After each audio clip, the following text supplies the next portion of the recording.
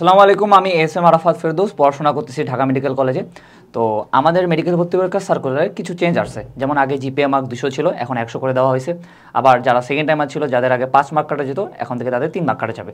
So যাদের GPA কম ছিল, GPA কম হওয়ার কারণে যাদের অনেক বেশি মার্ক কাটা যাচ্ছিল, তারা যেমন হলো এখন মেডিকেল ভর্তি পরীক্ষার জন্য বসবে। আবার যারা সেকেন্ড টাইমার ছিল, এবং আগে গিভ আপ করে ফেলছিল যে না 5 মার্ক কাটা গেলে আমার চান্স হবে না, বাট এখন যেহেতু মার্ক কমায় দেওয়া হয়েছে, সো তারাও অনেকে হলো পরীক্ষায় বসবে। আবার এই ভিডিওটা তাদের জন্য যারা এর আগে কোনো কিছু পড়ে নাই বা এর আগে প্রিপারেশন নেয় নাই, বাট মেডিকেল ভর্তি পরীক্ষা দিবে। সো এই 2 মাসে কীভাবে আমরা পাবলিক মেডিকেলে একটা সিট নিশ্চিত করব, তো সেই বিষয় হলো আজকের এই গাইডলাইনটা।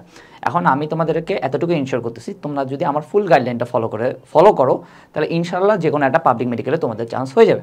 তো চলো ভিডিওটা শুরু করি। সো প্রথম কথা হলো যে আমরা কোনো লাইভ কোর্স বা কোনো মডেল টেস্ট ব্যাচে ভর্তি হবো না। এখন এটা কেন? এই সময়টা অর্থাৎ এই লাস্ট 2 মাস আমাদের নিজে পড়ার টাইম। এখন আমরা লাইভ কোর্সে ভর্তি হয়ে 3-4-5 ঘন্টার ক্লাস বা ইন ডিটেলস ক্লাস করার সময় এটা আমাদের না। দেখবা প্রতিটা লাইভ কোর্স এখন তোমাদের প্রায় অর্ধেক দামে দিয়ে দিচ্ছে। অ্যান্ড প্রতিটা লাইভ কোর্সের ক্লাস বলতে গেলে ডিউরেশন 2.5 থেকে 3 ঘন্টা মিনিমাম। ইভেন কিছু ক্লাস যেমন পরিবেশ রসায়ন, এগুলোর উপর 6-7 ঘন্টারও ক্লাস আছে। সো এখন আসলে ক্লাস করার বা খুব বেশি বোঝার সময় না। এই টাইমটুকু হলো আমাদের নিজে পড়ার টাইম, নিজেকে সময় দেওয়ার সময়।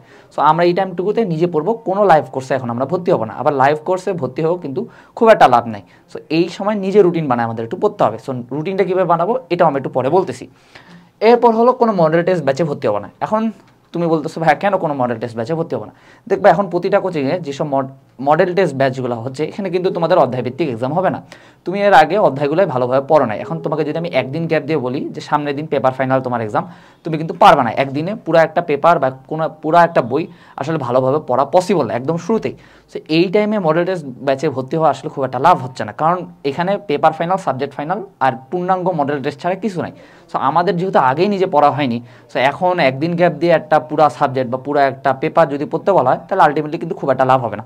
তুমি যদি পড়াও শেষ করতে পারো, বাট তাও পড়াটা কিন্তু পূর্ণাঙ্গ হবে না। সো এই টাইমে আমরা কোনো লাইভ কোর্স বা কোনো মডেল টেস্ট ব্যাচে ভর্তি হবো না। আমরা নিজেকে সময় দিব, নিজে ভালোভাবে পড়ার ট্রাই করবো। ঠিক আছে, এটা হলো আমার প্রথম সাজেশন। সেকেন্ড সাজেশন, এই টাইমটাতে আমরা নিজের রুটিন বানাবো। সো এখন তুমি বলতে পারো ভাই নিজে কেন রুটিন বানাবো, আপনি বানাই দেন বা অন্য কোনো রুটিন ফলো করি।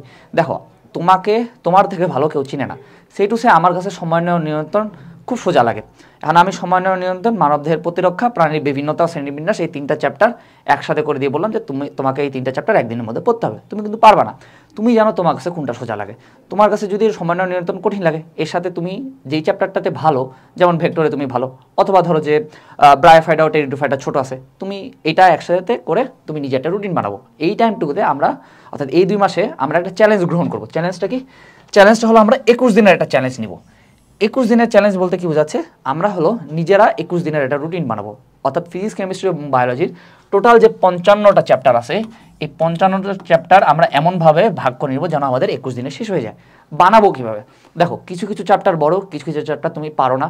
সো আমরা এমনভাবে বানাবো যে একটা চ্যাপ্টার যেটা আমরা খুব ভালো পারি এটা আমরা রাখবো, প্লাস যে চ্যাপ্টারটা অনেক বড় এটার সাথে রাখবো, বা যে চ্যাপ্টারটা আমরা পারি না এটা রাখবো, সাথে আর একটা মিডিয়াম ক্যালিবারের হলো চ্যাপ্টার রাখবো। সে ধরো উদ্ভিদ শরীরতত্ত্ব। সো উদ্ভিদ শারীরতত্ত্ব এটা অনেক বড় একটা চ্যাপ্টার। এর সাথে আমরা কোন চ্যাপ্টারটা দিতে পারি? কোষ বিভাজন চ্যাপ্টারটা দিতে পারি, যেটা তুমিও পারো অথবা ছোটো।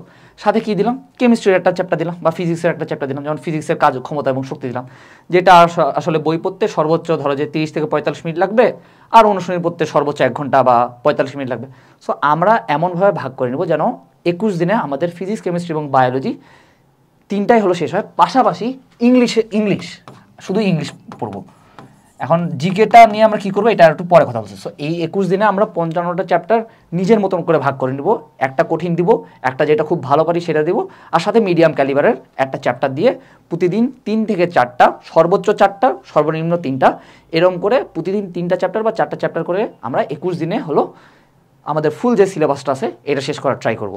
পাশাপাশি ইংলিশের যে কোনো একটা টপিক পড়বো, বা যে কোনো একটা বই যদি তুমি ফলো করো, সেটা ধরো যে আমরা 20 পেজ পড়বো বা 30 পেজ পড়বো। এইভাবে তোমরা নিজেরা ভাগ করে নিজের রুটিন বানাবো, কারণ তোমার থেকে ভালো তোমাকে কেউ চিনে না। আমি যদি রুটিন বানাই দিই, সেটা হয়তো আমার অনুকূলে বা আমার মনে হবে যে না এটা তোমাকে পারতে হবে, বাট তুমি যদি বানাও তাহলে সেটা তোমার কাজে দিবে। সো আমরা এই 21 দিনের চ্যালেঞ্জ কেন নিচ্ছি? এখন 21 দিনে কেন? তুমি যদি 23 দিনের চ্যালেঞ্জ নাও, তোমার মাঝে 1-2 দিন গ্যাপ যাবে, এটা স্বাভাবিক, বা অনেক সময় পড়া হবে না। তো তখন 23 থেকে 25 দিন হয়ে যাবে। তুমি যদি 21 দিনের চ্যালেঞ্জ নাও, তোমার যদি খুব বেশি গ্যাপও যায়, তাও তোমার 23 থেকে 24 দিনে একবার সিলেবাসটা শেষ হবে, ইংলিশ সহ। সো আমরা এই 21 দিনের জন্য নিজে রুটিন বানাবো, নিজে নিজে পড়ার ট্রাই করবো। ওকে, সো প্রথমে হলো আমরা রুটিন বানাবো। আর রুটিনটা বানাবো কীভাবে, যেটা বলছি, একটা সোজা চ্যাপ্টার, একটা হলো যেটা আমরা পারি না, বা যেটা হলো অনেক বড় চ্যাপ্টার, সাথে একটা মিডিয়াম ক্যালিবার, যেটা হলো খুব বেশি বড়ও না, খুব বেশি ছোটও না, আবার খুব বেশি সোজাও না। এরকম 3টা বা 4টা চ্যাপ্টার একসাথে করে নিজেরা রুটিন বানাবো। অ্যান্ড প্রথমেই হলো 55টা চ্যাপ্টার লিস্ট ডাউন করে ফেলবো, দেন ওখান থেকে চুজ করবো যে কোনটা কোনটা আমি এই দিন পড়বো, পাশে তারিখ দিয়ে। ওকে, এরপরের সাজেশন হলো কোনো ফেসবুক, কোনো ইনস্টা, কোনো সোশ্যাল মিডিয়া আমরা চালাবো না। এই টাইমে আমাদের কাজ হলো, এই 2 মাস হলো আমাদের কাজ হলো শুধুমাত্র খাওয়া, পড়া, ঘুমানো আর ইবাদত করা। সো এই টাইমে খাওয়া, পড়া, ঘুমানো বা ইবাদত করার বাদে আর অন্য কোনো কাজ করা যাবে না।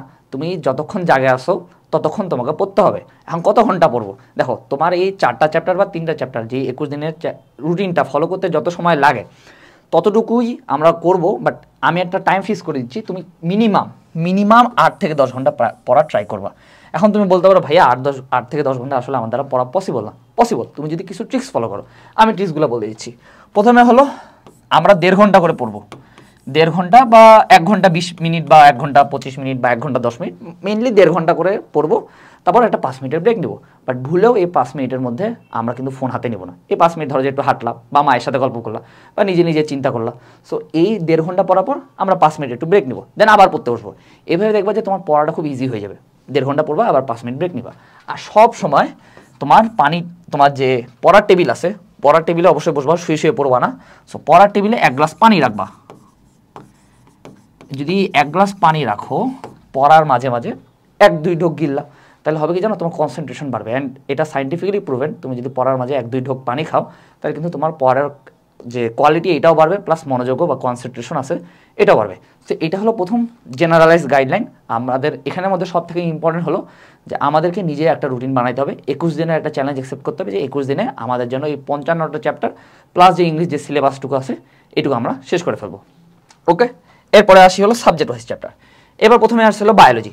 বায়োলজি বলতে গেলে একটু তুলনামূলক কঠিন লাগবে, কারণ বায়োলজিতে এত বেশি ইনফো, অ্যান্ড এটা বলতে গেলে একটু তুলনামূলক কঠিন। ফিজিক্স এবং কেমিস্ট্রির, মেডিকেলের ফিজিক্স এবং কেমিস্ট্রি থেকে বায়োলজি কোয়েশ্চেন যেমন কঠিন হয়, আবার বায়োলজি বইগুলোও তেমনই কঠিন। সো বায়োলজির ক্ষেত্রে আমরা এই টাইমে কোনো বুঝাবুঝিতে যাব না। এখন কোনো বুঝাবুঝির দরকার নাই। শেষ 2 মাসে আসে তোমাকে বেসিক ক্লিয়ার করার দরকার নেই। যেখান থেকে প্রশ্ন আসে সেগুলো আইডেন্টিফাই করো, কেমন টাইপের প্রশ্ন আসে সেগুলো আইডেন্টিফাই করো। কোনো কিছু না বুঝলে মুখস্থ করে ফেলো সোজা বাংলা ভাষায়। আবার যদি মনে হয় যে না পারতেছি না, তাহলে আশেপাশে যে কোনো বড় ভাই বা যে আছে বা কোনো টিচার তার কাছে হেল্প নাও। বাট এখন আমরা বুঝাবুঝিকে প্রায়োরিটি দেবো না, আমরা মুখস্থ করার বা এরিয়া মার্কিং করার একটু ট্রাই করবো।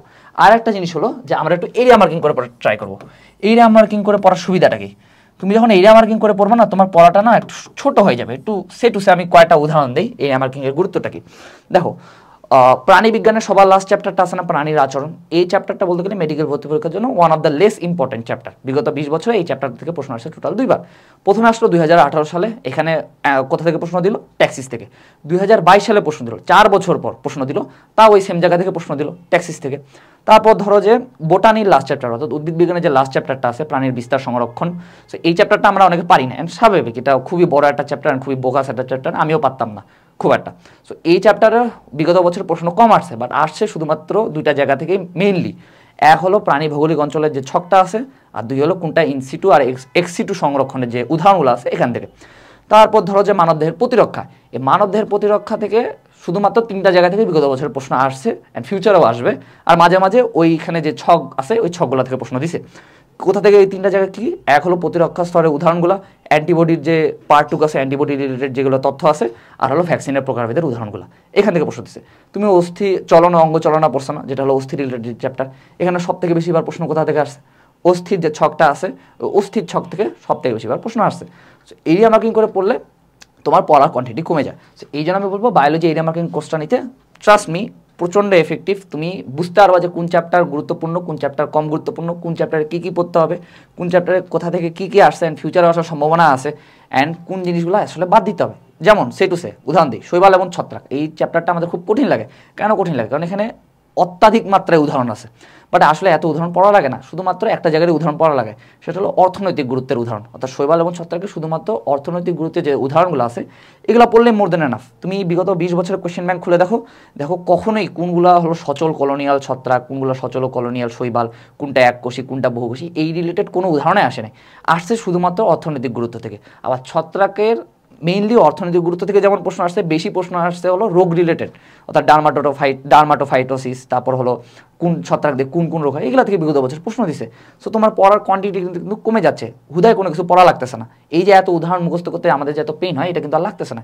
অ্যান্ড তোমরা যদি কোনো দ্বিধাদ্বন্দ্বে থাকো যে না কোর্সটা নিবো কি না, কথা হচ্ছে দেখবা যে আমি হালকেস্টাইন এইচএসসি এরিয়া মার্কিং লিখে সার্চ দিবা, দেখবা আমি 3টা চ্যাপ্টারের 10 মিনিটে এরিয়া মার্কিং করে দেখাইছি, ওটা দেখলে বুঝবা।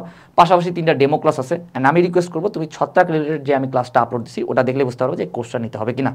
আর অলরেডি আমাদের 585 জনের মতন ভর্তি হয়ে গেছে। তুমি যদি PR10 capital P capital R আর 10 এই কোডটা ইউজ করো, তাহলে তুমি এই 900 টাকা কোর্সটা 765 টাকায় পাবা। আর এখানে তুমি অনুশীলনী পাবা, প্লাস হলো তুমি কিন্তু এক্সামও দিতে পারবা।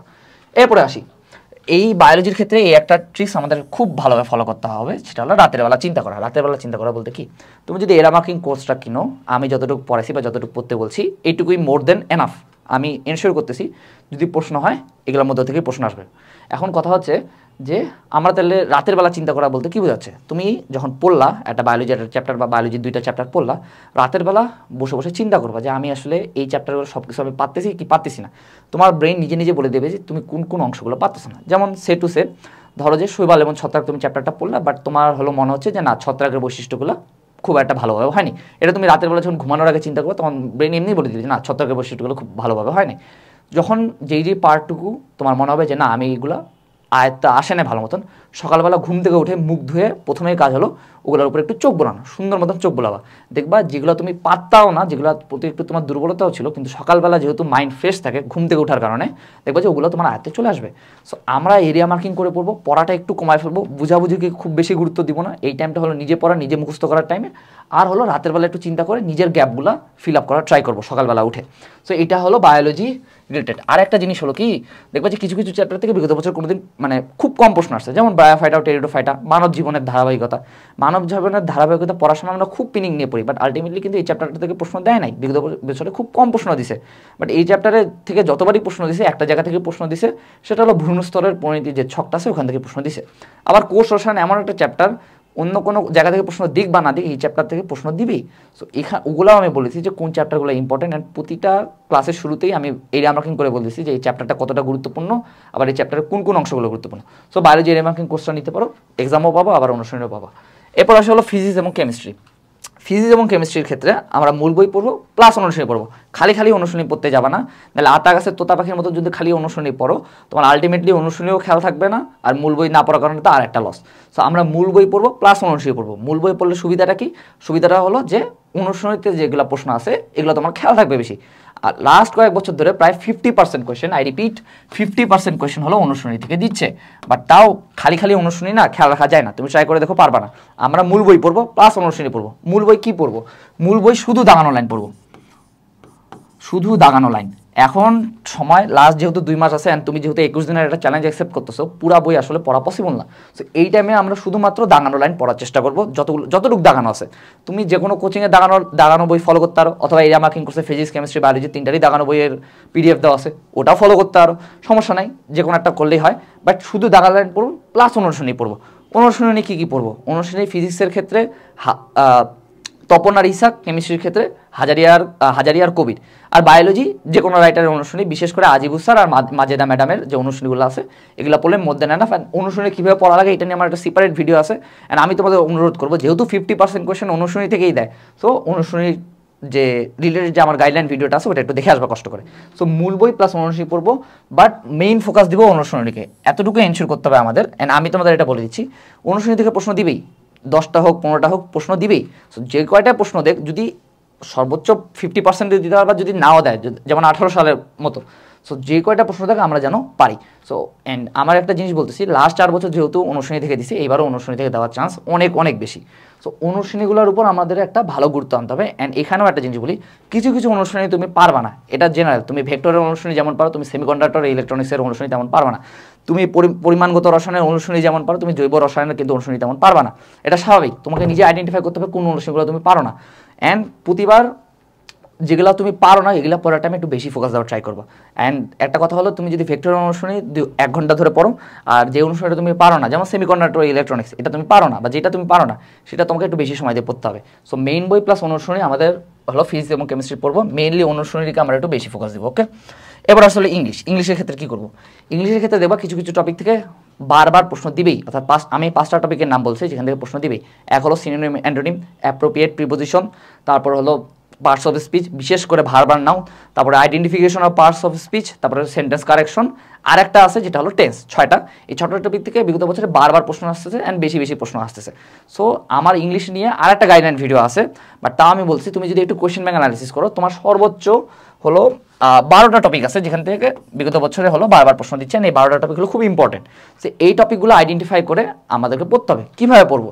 প্রথম হলো আমাদেরকে রুলসগুলো একটু পড়তে হবে। রুলসগুলো পড়ে দেন ওই রুলসের আন্ডারে যতগুলো আমাদের চাকরির পরীক্ষা বলো বা বিগত বছরের যে কোনো প্রশ্ন আছে সবগুলো সলভ করার ট্রাই করতে হবে, মনে রাখার ট্রাই করতে হবে। বাট খালি খালি যদি MCQ সলভ করতে যাও তাহলে কিন্তু পারবে না। সো আমরা করবো কি, আমরা রুলসও পড়বো প্লাস হলো সলভও করার ট্রাই করবো। এখন কথা হচ্ছে যে আমাদের মধ্যে একটা হলো মিথ প্রচলিত আছে যে ইংলিশের ক্ষেত্রে শুধু BCS এর প্রশ্ন পড়লেই হয়। এটা হয়তো কয়েক বছর আগে হয়তো সত্য ছিল, বাট বর্তমানে এটা ট্রু না। BCS এর প্রশ্ন, খালি BCS এর প্রশ্ন পড়লে ইংলিশ আসলে পারা যায় না। তুমি রুলস পড়বা অ্যান্ড বিগত বছরের যতগুলো প্রশ্ন আছে সবগুলো সলভ করার ট্রাই করবা, অ্যান্ড যে কোনো একটা বই ফলো করলে হয়।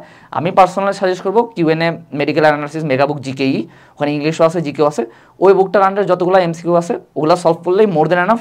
অথবা তোমার যদি ইচ্ছা না হয় তাহলে তুমি যে কোনো একটা বই ধরে শুরু থেকে শেষ করো, অ্যান্ড ওই 12টা টপিক আগে শেষ করো, দেন অন্য আদার্স যেগুলো টপিক আছে সেগুলোর উপর যাও। ওকে, এরপর আসলে হলো জিকের ক্ষেত্রে আমি তোমাকে প্রথমে বলছিলাম যে 21 দিনের চ্যালেঞ্জে আমরা শুধু ফিজিক্স কেমিস্ট্রি বায়োলজি আর হলো কী পড়বো, আমরা হলো ইংলিশ পড়বো, জিকে পড়বো না। কেন পড়বো না? আমরা জিকের জন্য আলাদা একটা সময় রাখছি। জিকের জন্য আমরা সময় রাখছি 2 দিন। এই 2 দিনে যদি তুমি খালি জিকে পড়ো তুমি জিকের বস হয়ে যাবে, ট্রাস্ট মি। নিজে পড়তে হবে, কোনো ক্লাস লাগবে না। জিকের জন্য আসলে ক্লাস লাগে না। জিকেতে বুঝাবুঝির কিছু নাই, সব কিছুতে হয়তো একটু বুঝার কিছু আছে, বাট জিকেতে আসলে বুঝার কিছু নাই, এখানে সব মুখস্থ। অ্যান্ড একটা জিনিস বলি, মুক্তিযুদ্ধ পার্টটুকু তোমার ভালোভাবে খেয়াল রাখার জন্য তোমাকে এটা গল্পের মতন পড়তে হবে, অর্থাৎ সিরিয়ালি পড়তে হবে। গল্পের মতন যদি পড়ো, গল্পের মতন খেয়াল রাখার চেষ্টা করো, তুমি ভাববা যে এটা একটা গল্প পড়তেছো, তাহলে তোমার এটা খেয়াল থাকবে বেশি। সো এইখানে আমরা হলো জিকের জন্য টোটাল 2 দিন টাইম রাখবো। কী পড়বো এখানে? জিকের ক্ষেত্রে মুক্তিযুদ্ধ যে পার্টটুকু আছে এটার আমরা ডিটেলস পড়ার ট্রাই করবো। অর্থাৎ তুমি যদি কিউএনএ মেডিকেল অ্যানালাইসিস যে জিকে এই বুকটা আছে, এটা যদি তুমি মুক্তিযুদ্ধের ভিতরে পার্টটুকু পড়ো বা আদার্স যে কোনো বই, ডিপেন্ডস অন ইউ, তোমার যেটা ভালো লাগে। আমি পার্সোনালি সাজেস্ট করি কিউএনএর বইটা। সো তুমি যদি ওটা ডিটেলস পড়ো, ডিটেলস অবশ্যই পড়বা। পাশাপাশি কী পড়বো? আমরা পাশাপাশি পড়বো BCS, বিগত বছরে BCS এর প্রশ্ন, ভার্সিটি, আর হলো চাকরির পরীক্ষা, ভার্সিটি প্লাস জব। এই 3টা জায়গায় বিগত বছরের আসা প্রশ্ন সব ঝাড়া মুখস্থ। অ্যান্ড আমরা একটা জিনিস নোটিস করছি লাস্ট 4-5 বছর ধরে, এই BCS, ভার্সিটি এবং জব কোশ্চেন থেকে সারা MCQ ডিরেক্ট তুলে দিচ্ছে, সারা নিজেরা জিকে প্রশ্ন বানাচ্ছে না। সো তোমরা হলো করবা কি, মুক্তিযুদ্ধ পার্টটুকু কমসে কম ডিটেলস পড়বা, পাশাপাশি BCS, ভার্সিটি আর জবে যতগুলো প্রশ্ন আসছে এগুলো ঝাড়া মুখস্থ করবা, MCQগুলো। আর একটা জিনিস আছে সেটা হলো প্রাচীন বাংলার ইতিহাস। প্রাচীন বাংলার ইতিহাসটা না একটু তুলনামূলক কঠিন, তুমি 2 দিনে এটা পারবা না, অ্যান্ড শেষের সময় আসেও আসলে খুব একটা কঠিন হয়ে যাবে। সো এই টাইমটুকুতে আমরা কী করবো, প্রাচীন বাংলার ইতিহাসের ক্ষেত্রে শুধুমাত্র BCS, ভার্সিটি আর জব যে আসা যে প্রশ্নগুলো আছে এগুলো মুখস্থ করার ট্রাই করবো। ডিটেলস পড়তে গেলে কনফিউজ ডুঙ্গা হয়ে যাবা। সো এইটা হলো জিকের সাজেশন। অ্যান্ড জিকের জন্য তুমি শুধু 2 দিন রাখবা। প্রথম দিন শুধু মুক্তিযুদ্ধ পড়বা, আর পরের দিন শুধুমাত্র এই প্রাচীন বাংলার ইতিহাস থেকে যতগুলো MCQ আসছে বিগত বছরে সবগুলো মুখস্থ করার ট্রাই করবা। সো এইটাই হলো টোটাল গাইডলাইন। আর একটা জিনিস হলো বলি, এই যে লাস্ট 2 মাস আছে এই টাইমটুকু হলো নিজে পড়ার টাইম। আমি বারবার বলছি, তুমি এই আমাকিং কোর্সেও যদি ভর্তি হও, তুমি আমার প্রতিটা ক্লাস সর্বোচ্চ 1.5 ঘন্টা, কিছু কিছু বড় চ্যাপ্টার আছে যেমন বোটানির কিছু বড় চ্যাপ্টার আছে, এগুলোর উপর 2 পার্টে হলো আমি দিছি, কারণ এগুলো যেমন বড় তেমনই ইম্পর্টেন্ট। সো তুমি যদি এই ক্লাসগুলো করো তোমার খুব বেশি সময় লাগবে না, কিন্তু প্লাস তোমাকে নিজে পড়তে হবে। আরেকটা জিনিস হলো যেটা আমি বলি নাই, যে এক্সাম নিয়ে একটা কথা বলি। তুমি আগে পড়ো নাই বা তোমার পড়া হয় নাই, তুমি এখন যদি এক্সাম দাও আলটিমেটলি কোনো লাভ নাই। তোমার পড়া না করে এক্সাম দেওয়া আসলে এটার বেনিফিট টোটালি 0। তোমাকে পড়তে হবে দেন এক্সাম দিতে হবে। অ্যান্ড এই টাইমে আমি একটা কথা বলবো যে আগে নিজের পড়াটা কমপ্লিট করা ফার্স্ট প্রায়োরিটি। এরপর যদি তোমার পড়া কমপ্লিট হয় দেন হলো তুমি এক্সাম দিতে পারো। সো বায়োলজি এরিয়া মার্কিং কোর্সে কিন্তু আমি এক্সাম দেওয়ারও ব্যবস্থা করা আছে, তুমি এক্সামও দিতে পারবা, তুমি অনুশীলনীয় করতে পারবা, আবার বায়োলজি এরিয়া মার্কিং ক্লাস তো পাচ্ছই। এইটার দাম কিন্তু 765 টাকা। মানুষজন খালি শুধুমাত্র এক্সাম ব্যাচে বেচে হলো 1000 টাকায়। অ্যান্ড ট্রাস্ট মি, এটা প্রচণ্ড এফেক্টিভ। তুমি 6 তারিখের ক্লাসটা করলেই বুঝবা যে এটা গুরুত্বটা কী। সো ঠিক আছে, আর বেস্ট অফ লাক। আসসালামু আলাইকুম।